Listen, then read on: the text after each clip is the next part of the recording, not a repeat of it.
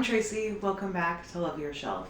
Today I want to start from my least favorite book I read in 2023, work my way up to my favorite book in 2023, and try to keep it really short as to each one of them. So my least favorite book I read of 2023 is The Time Machine.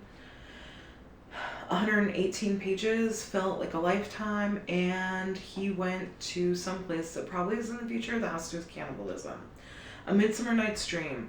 I love the play. I don't like Comedy of Errors. The Left Hand of Darkness by Ursula Le Guin. Good concept, written well, just wasn't my favorite story. I want to die, but I want to eat tteokbokki. I liked the concept. I identified with some of it, but it was it was dry, so it just wasn't one of my favorites. Sleeper and Spindle by Neil Gaiman.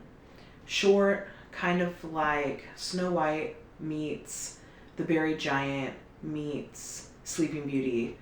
Not horrible, very short, not my favorite. Unoffendable by Brent Hansen. I read this for a Bible study that we did, and I didn't hate it. It just wasn't very memorable. Crime and Punishment. 600 pages where someone does a crime. In the first 100 pages, in the last 500 pages, I'm punished for it. Earthlings. So many triggers. But I still think about it. It kind of lives rent-free in my head a little. The Princess Diarist. I love Carrie Fisher, but I feel bad for just, the way she grew up, and I'm sure that it's excellent. Like, it made her the person that she is, but this story, while it was clever and some of it was well written, I didn't love the story. A Woman of No Importance. It was interesting that it was written like the woman you were talking about was of no importance too somehow, but this woman's story is actually really incredible. The Light We Carry wasn't what I thought it was going to be and was not as good as Michelle Obama's last book. Foster. Actually, that was a pretty good story I think about a lot, but I didn't enjoy reading it. Beyond the Wand by Tom Felton. This was kind of cool. It gave me a good glimpse of Tom Felton, but I wasn't in love with the story. Upstream by Mary Oliver. It was really beautiful, but it was hard for me to get through. The Interrogation of Strangers was interesting, but a lot of the issues are women have lots of issues with men, and it wasn't what I wanted it to be based off what it inspired that I had read previously this year, which is in my top 5, so we'll get to that. Deep as the Sky, Red as the Sea. I don't really have a comment about this book. I mean, I read it and I remember it, but I don't... it did nothing for me. The Buried Giant. This was long. I'm really grateful that the author was able to write in like an old English tone, which is really crazy because it's Kazuo Ishiguro that wrote Clara and the Sun. So I know that they're incredibly talented because their writing style changed so much. And the storyline's actually really good. It just was missing something. Survivor by Chuck Palahniuk, same person that wrote the Fight Club.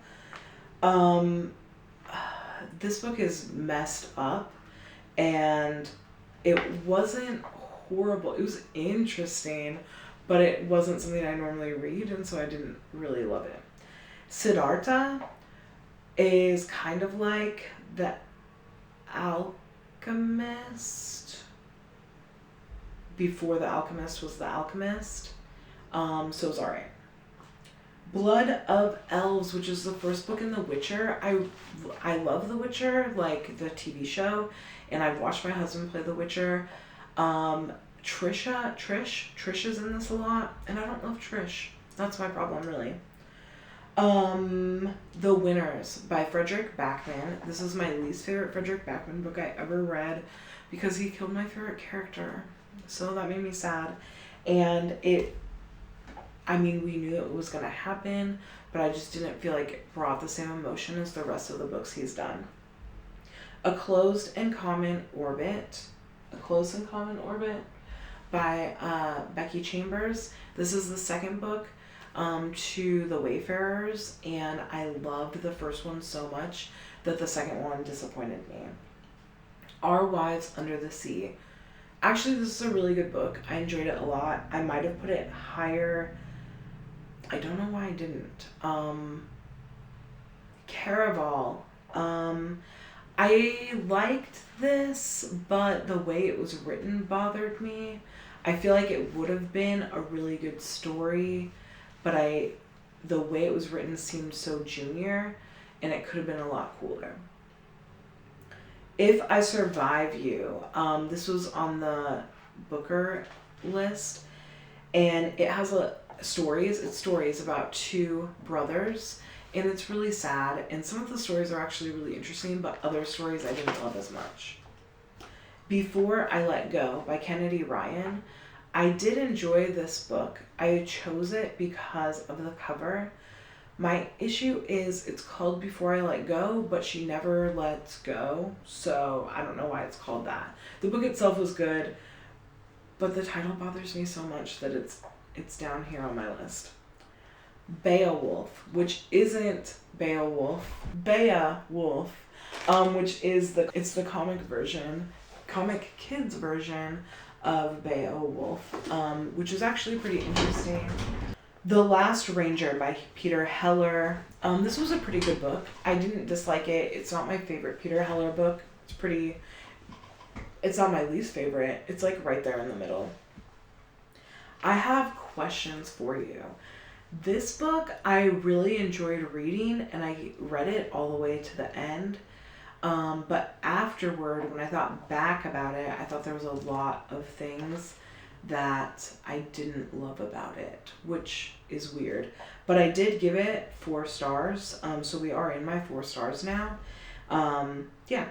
The Kingdom of Back by Marie Lu is about Beethoven and his sister with magical realism, and if that doesn't interest you, I don't know what will. It's actually a really good book. It is written for like a middle school-ish, maybe high school. It's not, but it's a young adult, and it's very good. The Light from Uncommon Stars. This book has everything going on in it. Donuts, space, violinists, A Deal with the Devil. If you're interested in any of those things, you can check it out. The Deep by River Solomon is short, and it has a lot packed into it, but not as much as I have more questions than I have answers for. Love Her Wild is a poetry book by Atticus, and part of the poems are based on love, and part of the poems are based on her, and part of the poems are based on wild, which isn't what I expected, and so I really liked it. And there's a lot of poems that really resonated with me, and then there are poems that did not.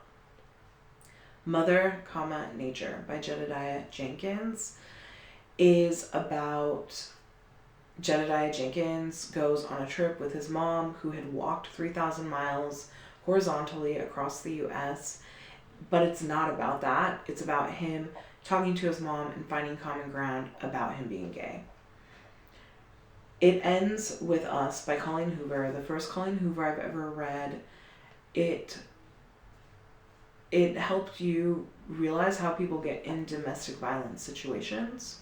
Well, like, I already knew because I've lived that, but it's a good read about that, but it also has flawed characters and things that would never happen. Like, a brain surgeon cuts his hands to a point that they're swollen, but they still let him do surgery. Galatea, It's a really short book by Madeline Miller, who's the same author that wrote Circe and Song of Achilles, and it's actually really good. And really short. If you have 20 minutes, totally read it. Legends and Lattes by Travis Baltree. This is definitely a cozy book, and because of that, I felt like it was very slow. The Great Circle has a lot of triggers. The woman writes it like she writes about sex like a man. It's very matter of fact. There's no emotion in it at all. But I really enjoyed it. And then it's also about an aviator, a woman aviator, back in the day when that wasn't a thing. She Who Became the Sun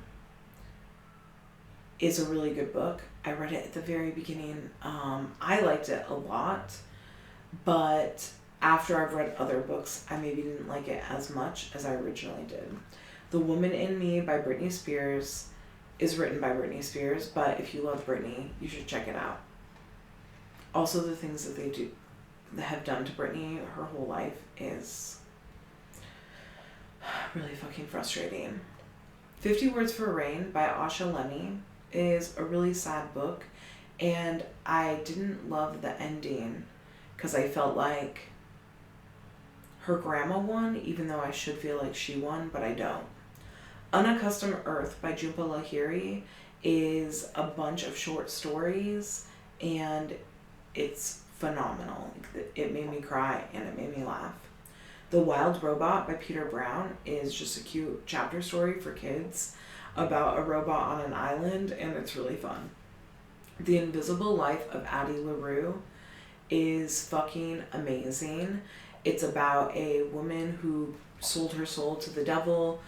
Well, she sold her soul.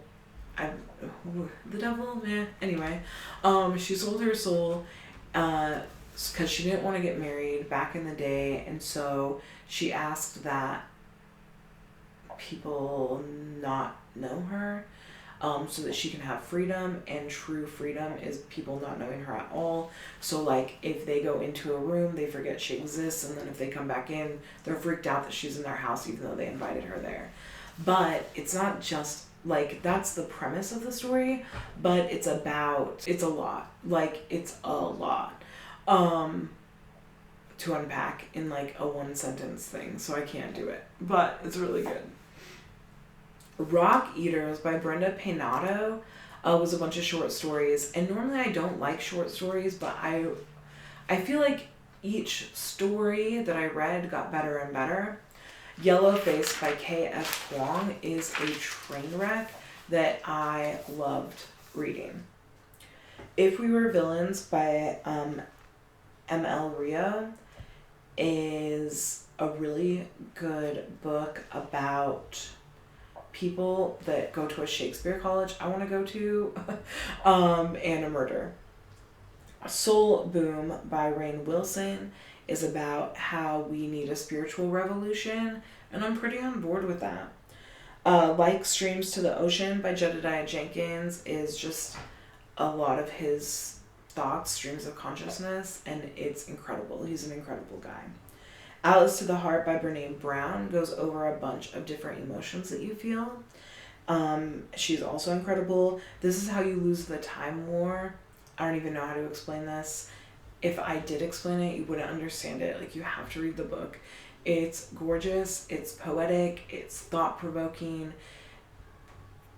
Just read it. Crying in the H Mart is such a good emotional book about a woman grieving her mother, and she ties in her Korean heritage, and it's really good. Under the Whispering Door. I originally didn't love this book, but we read it for book club, and after talking to people in my book club, I started liking it a lot more. And it's about kind of like a safe place that you go after you die before you go to heaven, so that it's like an in-between earth and heaven, and it's really good. Big Tree is a book that I got on the book crawl. It has photos.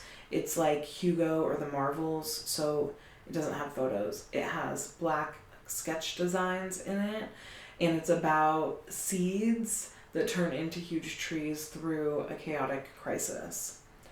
I'm Glad My Mom Died by Jeanette McCurdy is a book about overcoming trauma, specifically with eating disorders and a crazy ass, very abusive mother. Call Us What We Carry by Amanda Gorman is poetry about racism, and also it's during COVID. Like, she wrote it during COVID, but it also goes back to other plagues throughout history. It's very interesting. What You're Looking For is in the Library is a super cute book by Michiko Akiyama that came out this year, and it has a little cat on the front. And yeah, What You're Looking For is totally in the library, and it has a really cool librarian who gives you felt gifts that she makes and tells you to check out certain books depending on what you're looking for. It's phenomenal. Us Against You by Fredrik Backman is the second book in Beartown. So the winner is the third book. Was way down on that list. Now we're talking about the second one. I'd read Beartown last year. It has a relationship in it that reminded me a lot about my relationship. It's very emotional, and Fredrik Backman just chef's kiss. Very amazing. The Inheritance Game series. So the series that I wrote, the series that I read, I put them in here together, with the exception of Fredrik Backman, because I had such a different feeling about the second book versus the third book. So the Inheritance Game series by Jennifer Lynn Barn. I liked it mostly because of the puzzles and the games that they played with each other.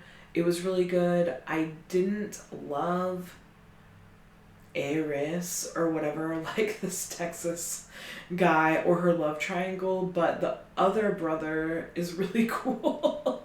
So yeah. Oak Flat by Lauren Redness is about Oak Flats, and essentially like Native Americans fighting for their land and what is sacred to them, that has been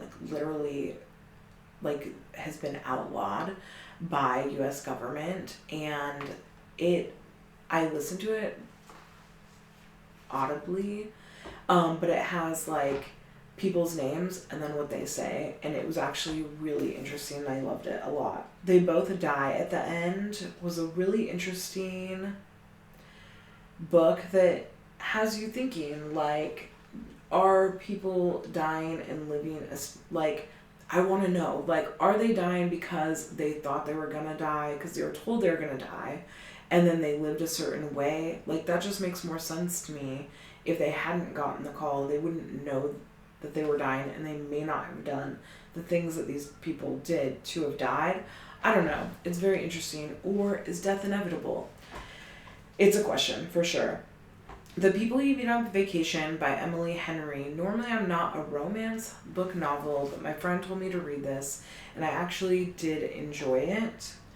The Puma Years by Laura Coleman is a memoir about someone by Laura Coleman, who went down to South America and walked a puma, and named Wera, and she fell in love with her, and everything that she had to go through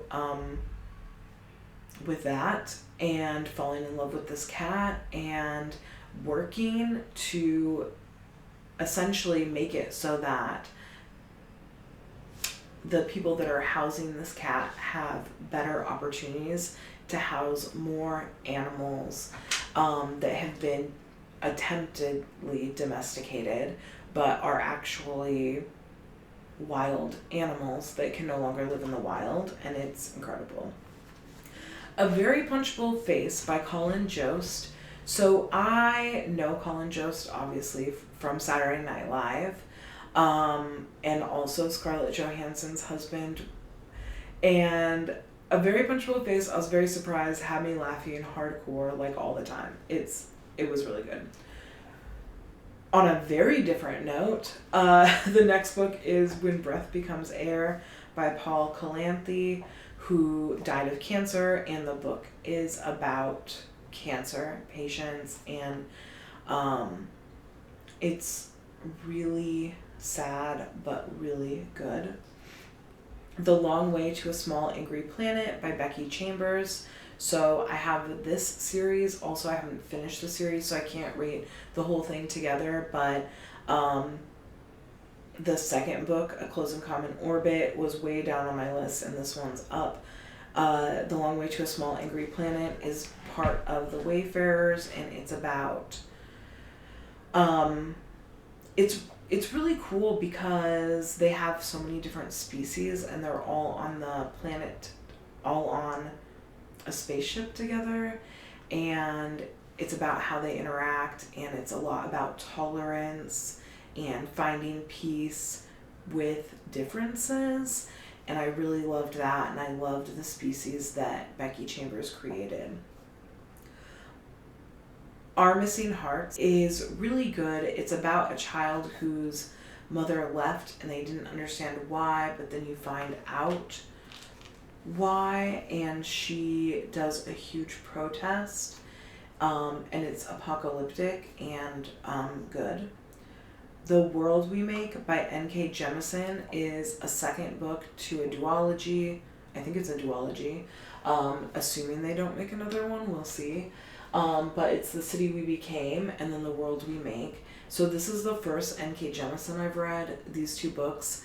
The World We Make I read this year. The City We Became I read last year, and I gave it 4 stars. But this one was like 4.75, really close. There's something about it that I just liked more. It was very fast paced. It was super cool. So like what was awesome is in the first one, they build characters, but in the second one, they're building like a really good plot line. Finding Me by Viola Davis. Holy shit.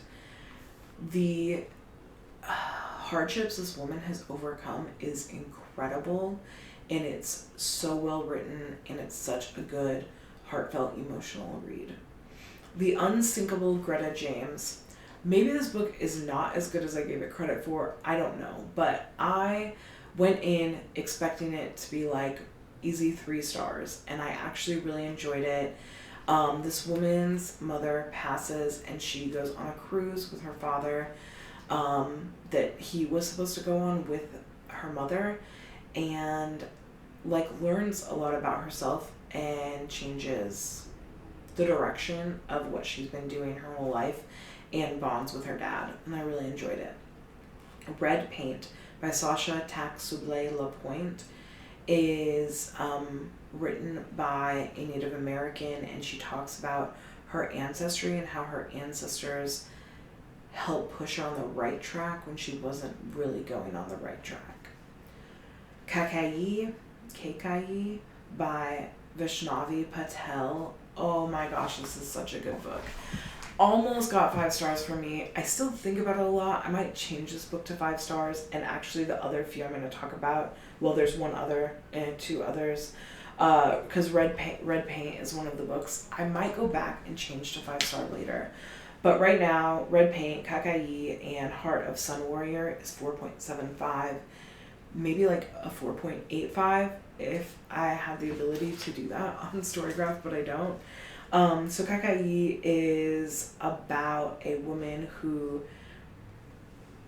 can influence people based on a platform she can see in her mind that have lines, and she ends up birthing a god, and has to navigate that, but it's also about her being very feministic, her being a feminist in the time that she grew up, which wasn't really a thing, and the strength that she provides for other women. Heart of the Sun Warrior by Sue Lynn Tan is a duology. It's the second book. I read the first book last year. This book came out this year. It is so good. I love the end. She did really good with her love triangle, and the story is phenomenal. The Phantom Tollbooth is amazing. It's like a junior version of Alice in Wonderland with subjects like school subjects in it, which is really fun, super whimsical. Beasts of Extraordinary Circumstance by Ruth M.E. Lang is a magical realism book about a person who can influence nature, talk to animals,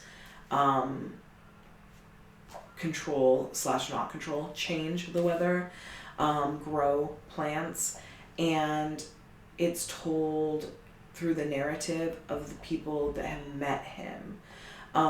In the Dream House by Carmen Maria Machado is a gorgeously written, super sad book about queer domestic violence.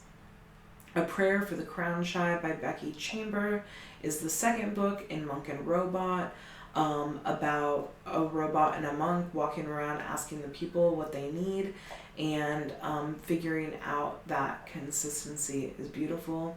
Well, they talk about how beautiful consistency is in reflection of waves at the ocean. Your Emergency Contact Has Experienced an Emergency is a poetry book by Chen Chen that is just incredible, lives in my mind rent-free all the time. Please go check it out. And number one, last but not least, I put the series together as a whole, The Lunar Chronicles by Marissa Meyer, which is a futuristic retelling of multiple fairy tales put together and is like 2,000 pages, and it's incredible. So that's it. That's my short version of all the books I read this year in order from least to favorite. What are some of your least favorite books that you read this year? What are some of your most favorite? And what are some books that you really enjoyed that you want to talk about that didn't make your least or your most, so you still want to shout it out? Please let me know. I want to hear about it. My name is Tracy. This is Love Your Shelf. Thank you so much for visiting. I hope you have a great day. Namaste.